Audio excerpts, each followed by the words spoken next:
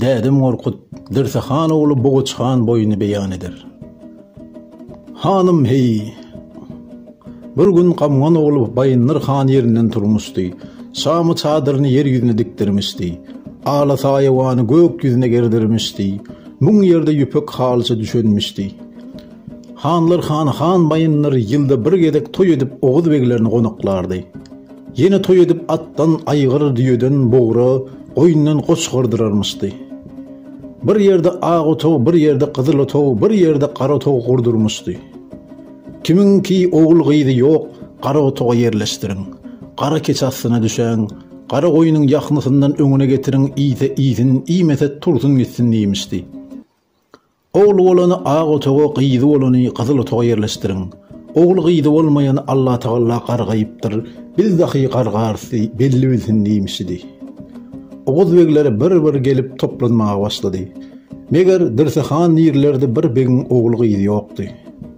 Söýlemiş göreliyim hanım ne söýlemiş.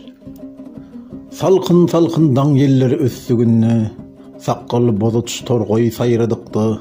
Saqqaly uzyn tat äri baňladykdy. Bedewatlar eýsini görüp hokranykdy. Akly garaly seçilen çağdy. Gögüsü gödül gawy dağlara günnegenne, beg ýigitler çalasynlar bir-birine çodan çağdy. Ir seher Dirsehan galkywan ýerinden örtürüp 40 ýigidin boýundan alyp Bayındır Hanyň söhbetine gelerdi. Bayındır Hanyň ýigitleri Dirsehany garşyladylar. Getirip qara toga yerleşdirdiler. Qara keçasyny düşüdiler, qara goýunyň ýaknysyndan öňüne getirdiler. Bayındır Handan buyruk beýledir hanım diýdiler. Dirsehan aýdyr. Bayındır Han meniň ne egizikligimi gördü, gylyjymdan mı gördü, supramdan mı gördü? Menden pes kişiler ağ otağa, kızıl otağa yerleştirdi. Meniň günäm ne boldyk, kim qara otağa yerleştirdi diýdi. Hanım, bugün Bayındır Handan buyruk şeýledir. Kim oğul gıydı bolmadygy Taňry Taala qargaýypdyr, biz dahi qargaýarys diýmişdir. Dirsehan ýerinden örtürdi aýdar. Galkywany ýigitlerim ýeriňizden örtürüň. Bu qara ayıp ya mennenler ya hatyndanlar diýdi. Dirsehan öýüne geldi çağırıp hatynyna söýler, göreliyim hanım ne söýler. Söýlemeýdir. Bäri gelgil başym bagty, öýüm tagty. Öýden çykyp ýöreýänne selbi boýlym, topugyna sarmaşanna qara saçlym. Gurulgy ýaý meňzer çatmagaslym, goşabadym sığmaýan aqdar agyzlym.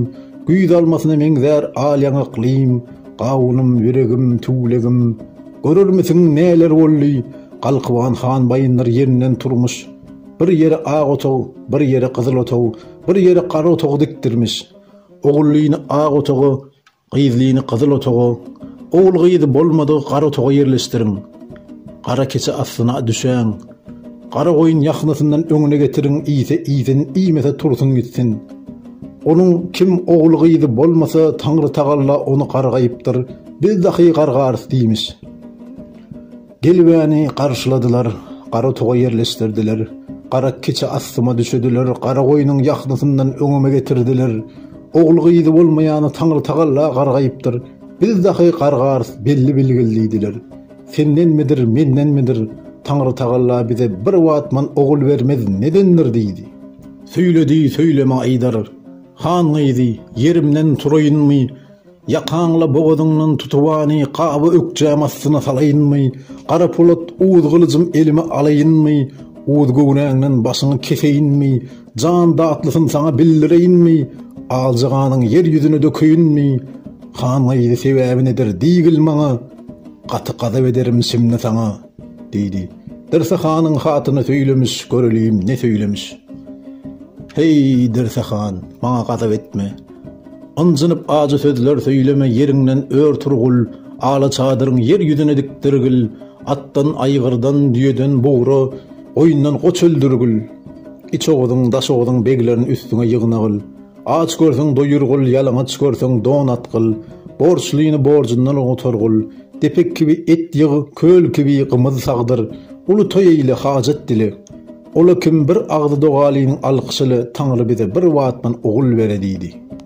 Dirsehan aýal ähliniň södiyle ulu toy eýledi, hajat diledi. Attan aýagyry düýeden boğra goýundan goç gırdyrdy.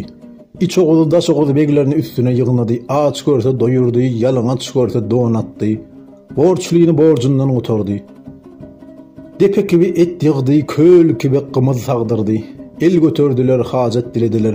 Bir ağdı doğalinin alkışılı Allah Teala bir oğul verdi. Hatın hamile oldu. Bir neçe müddetten sonra bir oğlun doğurdu. Oğluncuğunu enekelere verdi, saklattı. Atayağı yuvruk, odan dili çevuk olar. İğili ulular, kapırgalı boyalar. Oğlan 15 yaşına girdi. Oğlunun babası Bayındır Han'ın ordusuna karıştı. Meger Han'ın Bayındır Han'ın bir buğası vardı, bir daha buğası vardı. Bir yazda, bir güzde buğu bile buğanı süvüştürürlerdi. Bayındır Han kalın oğuz vegleriyle Tomus'u vakardı, hezil ederdi. Meger Sultanım yeni yazın buğanı saraydan çıkardılar. 3 kişi sağ yanına, 3 kişi sol yanına demir zincirle buğanı tutmuşlardı. Gelip meydanı ortasına koyuverdiler. Meger Sultanım Dirse Han'ın oğlancuğu 3 dahi orada uşağı meydanına aşı oynarlardı. Buğanı koyuverdiler, oğlancuklara kaç deydiler. Ol 3 oğlan kaçtı. Dirse Han'ın oğlancuğu kaçmadı. Ak meydanın ortasına baktı durdu. Bu dahi oğlana sürdü geldi, diledi ki oğlan hilek kılaydı. Oğlan yumruğuyla buğanın alnına kıya tutup çaldı. Buğa iyize gitti. O oğlanı sürdü, yine geldi. Oğlan yine buğanın alnına yumruğuyla katı vurdu. Oğlan bir gedek buğanın alnına yumruğunu dayadı, sürdü, meydanın başına çıkardı. Bu ile oğlan bir himle çekiştiler. İki dalısının üstüne buğanın köpük turdu. Ne oğlan yeger ne buğa yener. Oğlan fikreyledi aydar, bir tama dire vururlar, ol tama dayak olur. Men bunun alnına neyme dayak olup durur neydi? Oğlan buğanın alnından yumruğunu ayırdı, yolundan soğuldu. Buğa ayak üstüne durmadı, düştü, depesinin üstüne yıkıldı. Oğlan bıçağına el urdu, buğanın başını kesti. Oğuz begler gelip oğlanın üstüne yığınak oldular, tesirliydiler. Dede Morkut gelsin, bu oğlanı at koysun, yanı bile alıp babasına varsın. Babasından oğlanı beglik istesin, tağ alıp versin deydiler. Çağırdılar, Dede Morkut gelir oldu. Oğlanı alıp babasına vardı. Dede Morkut oğlanın babasına söylemiş, göreliyim hanım ne söylemiş.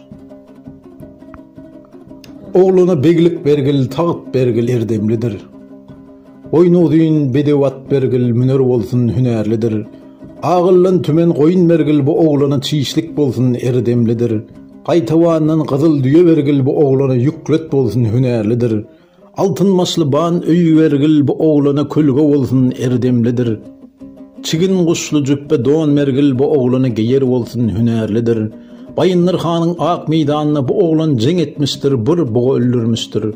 Senin oğlun adı Boğaç olsun, adını men verdim, yasını Allah versin neydi. Dirse Han oğluna beglik verdi, tağıt verdi. Oğlan tağıta çıktı, babasının 40 yiğidine üns vermedi. Ol 40 yiğit göriplik eylediler, birbirine söylediler. Gelin oğlanı babasına yamanlayın. Ola kim öldürür, biz yine izzatımız, hormatımız onun babasının yanına hoş olur, artık olur deydiler. Bardı bu 40 yiğidin 20'si bir yana, 20'si daha bir yana oldu. İlk 20'si bardı, Dirse Han'a bu havarı getirdiler. Aydar, görür müsün Dirse Han neler oldu? Yarmasın, yarcımasın senin oğlun yaman mollu bive çıkıptı. 40 yiğidin boyunna allı kalın oğuzun üstüne yürüyüş etti. Ne yerde gödel olsa çekvalli. Ak sakallı kocanın ağzını söğüdü, ak saçlı ayalın süydün tarttı. Akan duru sulardan havar geçer. Eğer uğriyatan Alı Dağ'dan havar asar, Hanlar Hanı, Bayındır Hanı havar varar. Dirse Han'ın oğlu beyle ervet işler etmiş deyirler. Gezdiğinden öllüğün gegi olur. Bayındır Han seni çağırır, sana katı kaza beyler. Beyle oğul senin neyine gerek? Beyle oğul olandan bolmadığı yegidir, öllürsene deydiler. Dirse Han, barın getirin öldüreyin deydi. Beyle diýge çıkanım, ol namartlaryň 20'si daha çıka geldi ve bir kov olur daha getirdiler. Aydar, Alkywan Dirse Han senin oğlun yerinden örtürdü, gögüsü gödel qawadağı ağı çıktı. Sen markan ağı avladı, kuş-kuşladı, enesinin yanına alıp geldi. Al şerawın yitisinden allı içti, enesiyle söhbet eyledi, atasına kast eyledi. Senin oğlun yaman mollu bive çıkıptı. Eğer uğriyatan Alı Dağ'dan havar geçer, Hanlar Hanı, Bayındır Hanı havar varar. Dirse Han'ın oğlu beyle ervetlik etmiş deyirler. senin çağırarlar. Bayındır Han'ın yanına sana gazap bolar. Beýle ogul näňe gerek öldürsene diýdiler. Derse Han aýdar, barın getirin öldüreyin, beýle ogul maňa gerekmez diýdi. Derse Han'ın nökerleri aýdar, hey Derse Han, biz senin oğluňy nähil getireli, senin oğluň biziň sözümizi almaz. Biziň sözümizle gelmez. Galkywan yeriňden ör turgul, yigitleriň oğsagul boýnuňa algyl, ogluňa ugragul. Ýanyňa alyp agy çykgyl, kuş uçurup awawlap ogluňa oklaýyp öldüre görgül. Eger beýle öldürmeseň başga hili dahy öldürmersiň belli bilgil diýdiler. Söýleme. Salkyn salkyn daň ýelleri össügünne, sakkylly bozaç torgoý saýradykdy, bedewatlar iýetin görüp hokranykdy. Sakkaly uzyn tat baňladykdy, akly garaly seçilen çağdy, galyň oguzyň gelini gyýdy bedenen çağdy, gögüsi gözel gawa dağlara günnegenne beg ýigitler çalasynlar bir-birine çodan çağdy. Alydaňdan Derse Han ýerinden ör turdy. Oglanjygyň ýanyna alyp 40 ýigidin boýnuna sally awa çykdy. Awawladylar, guş-guşladylar. Ol 40 namardyň bir näçesi oglanyň ýanyna geldi.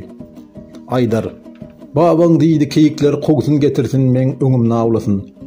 Oglumyň at segredişin, gylyç salsyn, ok atşyn göreýin, süýneýin, gowanaýyn, buýsanaýyn diýdi. Oglanlar näme bilsin, keyigi kogar getir babasyň öňüne siňirlärdi. Babam at segredişime baksyn, gowansyn, ok atşyma baksyn, buýsansyn, gylyç çalşyma baksyn, süýnsin diýdi. Ol 40 namartlar aýdar, Derse Han, görermesiň oglany düzde ýaban keyigi kogar seň öňüne getirer. Keyigi atarken okla seni urar öldürür. Oglan seni öldürmezden, sen oglany öldüre görgül diýdiler. Oglan keyigi kowarkan babasynyň öňünden gelip giderdi. Derse Han gorkut siňirli gaty ýaýyny eline aldy. Üzüňe galkyp gaty çekdi, uzatdy, oglanyň dalysynyň arasyndan urup ýykdy. 3 tokunny aljagany şorlady, goýny doldy. Bedewatynyň boýnuny gojoklady, ýere düşdi. Derse Han istedi kim oglanjygyň üstüne gürleyip düşeydi. Ol 40 namart goýmadylar. Atynyň jylawasyny döndürdi, ordasyna geler boldy. Derse Hanyň hatyny oglanjygymyň ilk awıdyr diýip atdan aýgyrdan, düýeden bugra, goýundan goç çykardyrdy. Ganly oğul beglerini toýlaýyn diýdi. Yumurlanyp ýerinden ör turdy. 40 inçe gyýdy boýnuny aldy. Derse Hana garşy wagty gabak galdyrdy. Derse Hanyň ýüzüne bakdy, sagy bile soğuny göz gezdirdi. Oglanjygyny görmedi. Gara bagry sarylsyldy, dym ýüregi oýnady. Gara gyýma gözleri ganly ýaşa doldy. Çağıryp Derse Hana söýler, görelim hanım ne söýler. Bäri gelgil başym bagty, öýüm tagty, Han mawamyň giýgüsi, Kadir enemiň söýgüsi. Ata enemiň berdigi göz açuwan gördügüm, köngül berip söýdügüm Derse Han. Galkywan ýeriňden ör turduň. Ýalyk gara kadylyk atyň bütün minniň, gögüsi gözel gawa daga awa çykdyň. Iki bardyň bir gelersen çağam hany, garanky gijede dogurdugym ogul hany. Çykdyn meniň görer gözüm Derse Han yaman segrer. Kesilsin oglan emen süýt damarym yaman sızlar. Salilan sokmazdan akça tenim kalkyp çiýşer. Ýalňyzy ogul görünmez bagrym yanar. Uğru çaylara suw çatallym, gara donly derwişlere nedirler berdim. Aç görsem doyurdum, yalaňaç görsem don attım. Depek gibi et ýygdym, köl gibi gymyz sagdyrdım. Dileg bile bir ogul güýçle dogurdum. Ýalňyzy ogul hawaryna Derse Han diýgil maňa. Garşy ýatan aly dagdan bir ogul uçurduňsa diýgil maňa. Joşy wakan ýuwluk suwdan bir ogul akdyrdyňsa diýgil maňa. Arslan ile kaplana bir ogul iýdirdiňse diýgil maňa. Gara donly azgyn dinli kapyrlara bir ogul aldyrdyňsa diýgil maňa. Han mawam ýanyna men maraýyn. Agyr hadyna bol leşker alaýyn. Azgyn dinli kapyra men maraýyn. Yaralanyp kadylyk atymdan iýinmeyinçe, ýeňimle aljaganym fiýlmaýynça, ol but bolup yer üstüne düşmeyince, ýalňyzy ol ýollaryna dönmerin. Ýalňyzy ol hawaryny Derse Han diýgil maňa. Gara başym gurban bolsun bugün saňa. Zarlyg eýledi, aglady. Beýle diýgeç Derse Han hatyna jogap bermedi. Ol 40 namart garşy geldi. Aýdar, ogluň sagdyr, esendir, awdydyr. Bugün erten ýerde geler. Gorkma, gamlanma, begser hoşdur jogap bermez diýdiler. Derse Hanyň hatyny gaýtdy, ýene döndü, durmady. Kırkynça gyýdy boýunna aldy, bedewata minip oglanjygynyň istüýü gitdi. Gyşda ýazda gary buzy erimeýän kazylyk dagyna geldi çykdy. Pestin beýik ýerlere çapyp çykdy. Baksa görse bir deräniň içinde garga guzgun iýner çykar, gonar galkar. Bedewatyny ökjeledi, o tarapa ýöredi. Meger sultanym oglan olarda ýykylmyşdy. Garga guzgun gan görüp oglanyň üstüne gonmak isterdi. Oglanyň iki tazyjygy bardy. Gargaýy guzguny gowardy, gondurmazdy. Oglan ona ýykylykda boz atly Hydyr oglany häzir boldy. 3 gaýta yaratyn elle sypady. Sana bu yaradan gorkma oglan, ölüm ýokdur. Dağa güli eneň süýdili seniň yaraňa melhemdir diýip gaýyp boldy. Oglanyň enesi oglanyň üstüne çapyp çıka geldi. Baksa görse oglanjygy ağjagana bulaşmyş ýatyr. Gyýgyrwan oglanjygyna söýler, görelim hanym ne söýler. Gara gyýma gözleriň ukalmyş açgılagy, 12 süňçügiň çagsamyş ýygşyragy, Taňry beren datly janyň firan nemiş annagy, uğud gözüňni janyň marsa ogul ber habar maňa, garabasym gurban bolsun ogul saňa. Ne kazylykdagy akar seniň suwlaryň akar gibi akmaz bolsun, biter seniň otlaryň kazylykdagy biterken bitmez bolsun, gaçar seniň keýikleriň kazylykdagy gaçarken gaçmaz bolsun, daşa dönsün.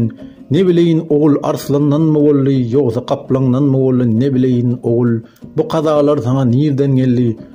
O göwrägine janyň marsa ogul habar bergil maňa, garabasym gurban bolsun ogul saňa. Ağız dilden bir näçe kelime habar maňa diýdi. Beýle diýgeç oglanyň gulagyna ses eşdildi, başyny aldyrdy. Ýalawdek gözüni açdy, enesiniň ýüzüne bakdy. Söýlemiş, görelim hanym ne söýlemiş. Aýdar, bäri gelgil. Ak süýdün emdigim kadynym ene, ak saçly izzatly janym ene, akarlyda suwlara gargamagıl, kazylyk dagynyň suwunyň günäsi ýokdur. Bitirlide otlara gargamagıl, kazylyk dagynyň günäsi ýokdur. Gaçar keýiklere gargamagıl, kazylyk dagynyň günäsi ýokdur. Arslanla kaplana gargamagıl, kazylyk dagynyň günäsi ýokdur. Gargasaň babama garga, bu ýazyk bu günä babamyňdyr diýdi. Oglan ýene aýdar, ene aglamagyn. Maňa bu yaradan ölüm ýokdur, gorkmagyn. Bu zatly Hydyr maňa geldi, 3 ýola yaramy sypady. Bu yaradan sana ölüm ýokdur, dağa güli eneň süýdi sana melhemdir diýdi. Beýle diýgeç 40 inçe gyz ýaýyldylar, dağa gülüni düşürdiler. Oglanyň enesi emjegin bir sykdy süýdi gelmedi, 2 sykdy süýdi gelmedi, 3-nji-de özüne zarp eýledi, gany dolly, sykdy süýt bile gan garşyk geldi. Dağa güli süýdi oglanyň yarasyny urdular. Oglany ata mindirdiler, Alwan ordusyna gitdiler. Oglany hekime tawşyryp Dirsehanyň sakladylar. Ata ýagy ýuwruk, ozan dili çawuk bolar hanym. Oglanyň 40 günde yarasy oňuldy, sapasag boldy. Oglan ata miner gylyç guşanar boldy. Awawlar, guşguşlar boldy. Dirsehanyň habar ýok, oglanjygyn öldü biler. Ol 40 namartlar muny duýdular, ne eýleýeliň diýip danışdylar. Dirsehan eger oglanjygyn görse oturmaz, biziň barymyz garar diýdiler. Gelin Dirsehan tutolyň agelleriň ardyna baglaýlyň. Gyl ýüpü ak boýuna dakalyň, Alwan kapyr ýyllarına ýönelili. Alwan kapyr ýyllarına ýöneliliň diýdi.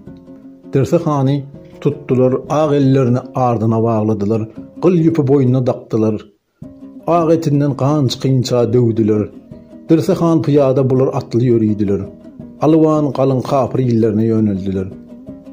Dirsehan tutsa golly gider, Dirsehanyň tutsa gollugyndan oguz begleriniň habary ýok.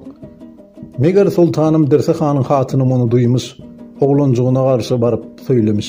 Göreliň hanym ne söýlemiş. Görürmüsiň ey ogul näler boldy, sarp gaýalar oýnanmady, ýer oburuldy. İlle ýagy ýok kan seň babaň üstüne ýagy geldi. O 40 namart babaň ýollaşlary babaňy tutdular, agelleriň ardyna bagladylar. Gyl ýüpü ak boýuna dakdylar. Özleri atly babaňy piyada ýürütdiler. Alwan galyň kapyr ýyllarına ýöneldiler. Hanym ogul, galkwan ýeriňden ör turgul, 40 ýigidiň boýnuň algyl, babaňy ol 40 namartdan guturgul, ýöri ogul. Babaň saňa gyýtady, sen babaň gyýmagyllydy. Oglan enesiniň sözüni ýykmady, boğaçbeg ýerinden ör turdy. Gara polat uğuz gylyjyny biline guşandy. Ak tozlyjy gaty ýaýyny eline aldy. Altyn naýdasyny eline aldy. Bedewatyny tutturdy bütün minni. 40 yigidin boynunu aldı. Babasının ardınca yortup gitti. O namartlar daha bir yerde konmuşlardı. Ağlı şerabın yitisinden içerlerdi. Boğaç Xan çapıp gitti. Ol 40 namart dahi bunu gördüler, ayttılar. Gelin baralıyın şu yigidi tutup getireliyin, ikisini bir yerde kapıra yetireliyin deydiler. Derse Xan aydar. 40 yollaşım aman, Tanrı'nın birligine yoktur güman. Menin ellerim çöşün, kolça kopudum elme verin, o yigidi döndüreyin. Gerek men öldürün, gerektir görün, koy verin neydi. Elini çöştüler, kolça kopudun eline verdiler. Derse Xan oğlancıgıydıgın bilmedi, karşı geldi. Söyler göreliyim hanım, ne söyler? Aydar. Boynu udayın bedevatlar giderse menki gider. Seninle içinde mündüğün varsa yigit değil mana. Sövüşmezden, uruşmazdan alıp bereyin döngülüydü. Ağıllan tümen koyun gider, giderse menki gider. Seninle içinde çiğişliğin varsa değil mana. Sövüşmezden, uruşmazdan alıp bereyin döngülüydü.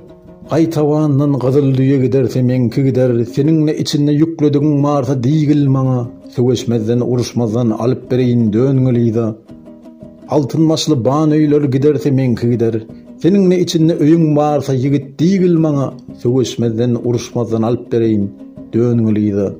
Ak yüzlü, ağla gözlü gelinler giderse meninki gider. Seninle içinde nişanlığın varsa yigit değil mana. Sövüşmezden, uruşmazdan alıp bereyin döngülüydü. Ak sakallı kocalar giderse menki gider. Seninle içinde ak sakallı baban varsa yigit değil mana. Sövüşmezden, uruşmazdan kotarayın döngülüydü. Menin üçün geldinse oğlancığım öldürmüşüm.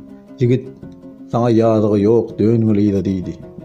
Oğlan bir yerde babasına söylemiş, görüleyim hanım ne söylemiş. Boynu düğün bedevatlar giderse senki gider. Meninle içinde mündüğüm var, koymağım yok 40 namardı. Qaytavandan gızıl düğü senki gider. Meninle içinde yüklediğim var, koymağım yok 40 namardı. Ağıllı tümen koyun senki gider. Meninle içinde çiğişligim var, koymağım yok 40 namardı.